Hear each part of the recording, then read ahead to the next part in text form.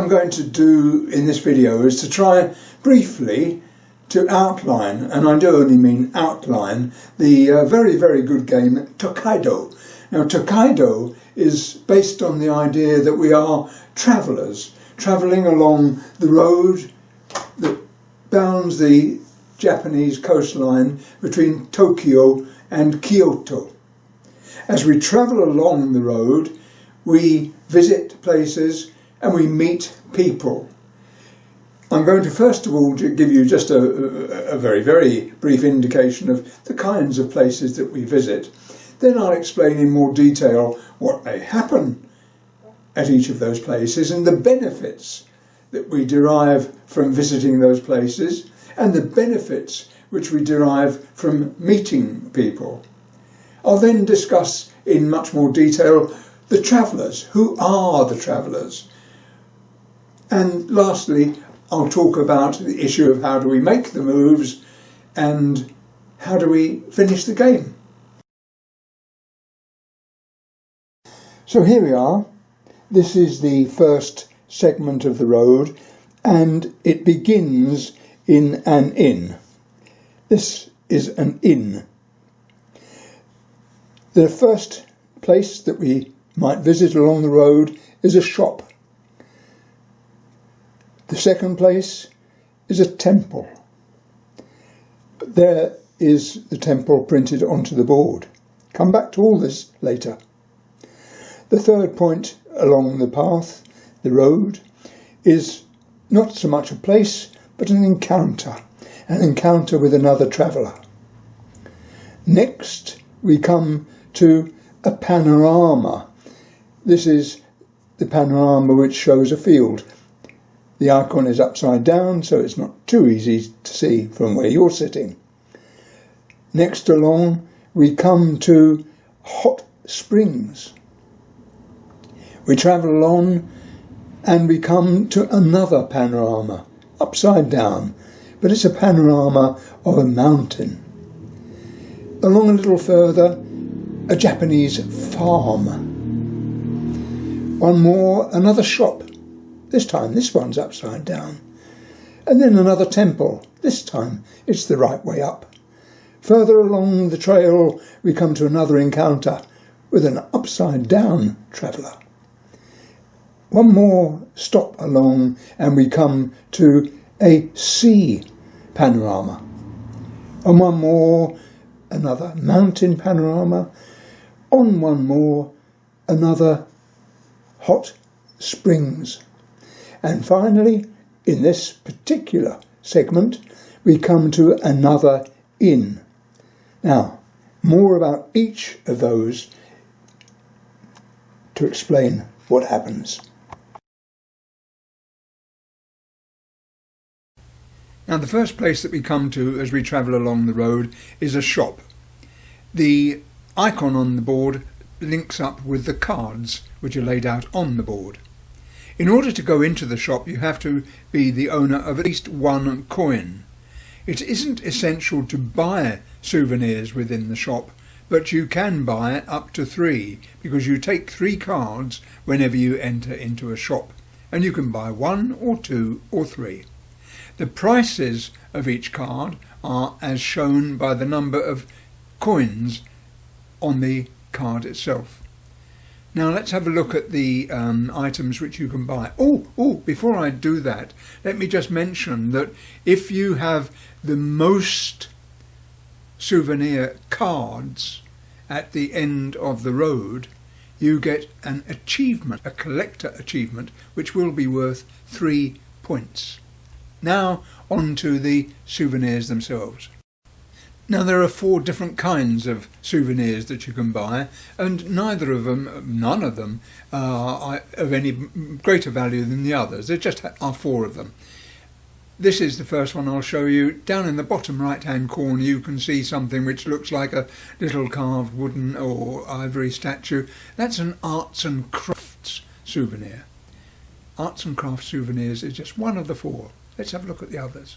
Okay, the next one I'm going to show you is the clothing souvenir, and you can see down in the bottom right hand corner there's a kind of a jackety type shape thing. But also now I should mention that there are numbers on each card: 1, 3, 5, 7. There are 4 different kinds of souvenir. Each time you collect one souvenir, it's worth 1 point. If you get the second one in a set, let's pretend you collected an art and craft card and now you're getting a card, you'll get 1 point for the art and craft card, and you'll get 3 points further for the clothing card. So here's the third kind of souvenir, food and drink souvenir. Again, if you only have one souvenir, and if it's this one, you get 1 point for it. But if you'd already got a clothing one, and you'd already also got an art one, you get 1 point for the art, 1 for the clothing, and you get an extra 5 for the food and drink souvenir. So the points are starting to increase the more you get within a set of 4. So this is the last kind of souvenir I'll mention, which is just a small objects souvenir. Again, you can collect sets of 4 and you get 1 point for the first, 3 points for the second, 5 for the third, and 7 points for the last in a set of 4. You can have as many sets as you like, and you can have as many individual souvenirs as you wish. Now, the second place along the route that we visit is a temple. There are no cards which the icon on the route links up with, but is a printed display of the temple at the top of the board. When you arrive at a temple, in order to arrive you must be the owner of at least 1 coin. When you arrive at a temple, you may make 1 or 2 or 3 coins donation to the temple, and you actually score points according to the number of coins which you donate. Furthermore, at the end of the road, after we've all visited the last inn, the person who's donated most coins gets a certain number of extra points. The person or persons who've donated second most get another quite substantial number of extra points. Third gets a few points, and the rest get a few or a couple of points. And that's all shown on the board. So let's move on to the next item, which links up cards. Early on along the road, we come to an encounter icon, and the encounter icon links up to cards which have the same picture on the reverse of them at the top of the board. Let's have a look at the 5 people that we might encounter along the way. So land on an encounter icon, you take the top card, encounter card back, and it might turn up Kunin, who is the travelling merchant, and as the pictorial indication at the bottom of the card shows, you take the top card from the souvenirs pile, from the shop pile, and add it to your collection. Score either 1 or 3 or 5 or 7, depending on how many you've already got.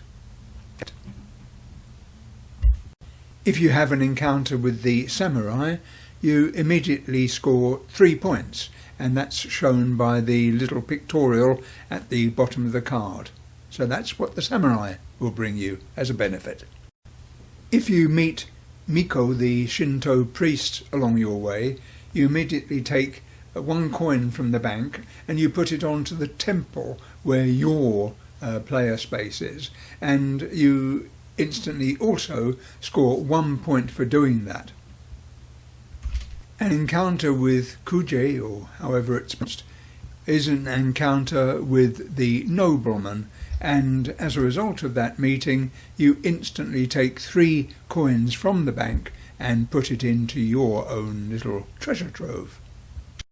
If you meet up with the guide, Anabito, or however it's pronounced, then you're allowed to take a panorama card of the kind which is shown on the encounter card.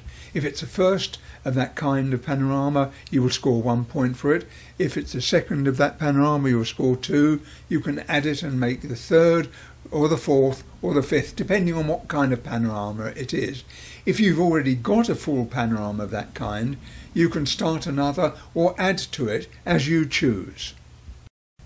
So panoramas have been mentioned, and here's how they work. When you land on a panorama icon on the pathway, on the walkway, on the roadway, you take one card from the panorama pile of that type. If it's a first that you've ever taken of that type, you take the one with the number 1 on it. If it's the second, you take the number 2, and you score points according to whatever number it is. And the first person who completes a panorama of a certain type gets 3 points for it. There are 3 cards within the panorama displaying the fields.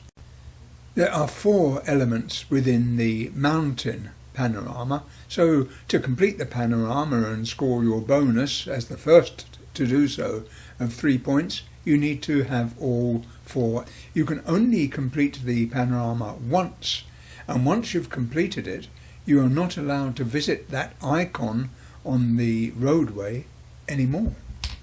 And the last panorama to mention is the sea panorama, which is 5 elements, and it works in just the same way as the others. One thing I haven't mentioned is that every player, if they wish to, can be building a panorama or seeking to do so. It's not just one. There are just 2 more places along the road that you might visit. The first is the hot springs. If you go to hot springs, you take 1 card, and that can be worth 2 or 3 points.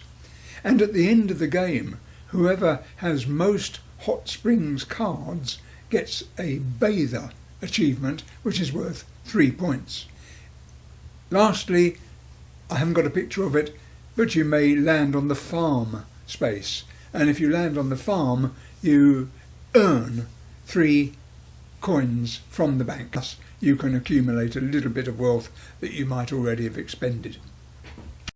You can make choices about whether you visit places or whether you have encounters, but you can't choose about inns. Everybody has to visit the inn, and everybody has to wait for everybody else to get there before they're able to move on. And it's worth points.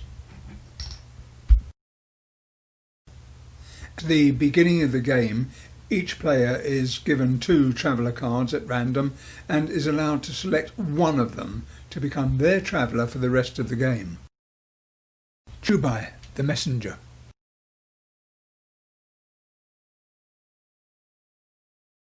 Hirotada, the priest. Hiroshige, the artist.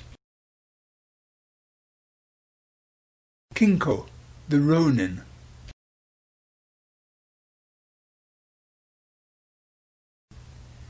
Sasayako, the geisha.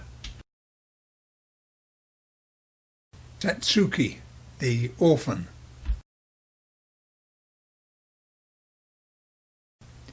Zedemon, the merchant. Mitsuki, the old man.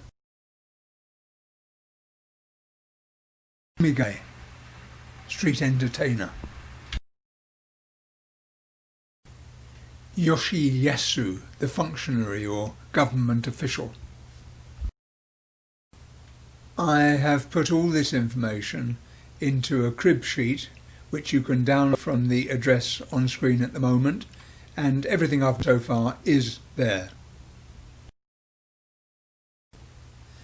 To round off, let me try to explain how to move and when people take turns.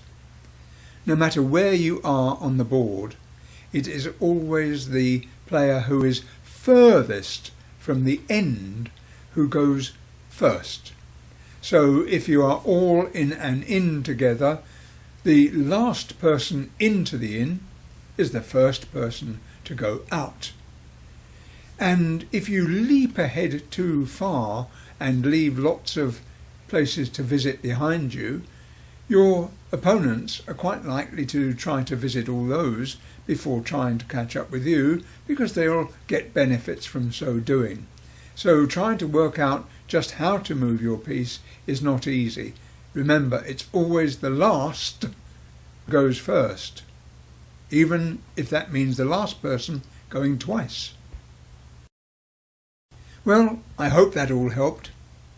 Bye!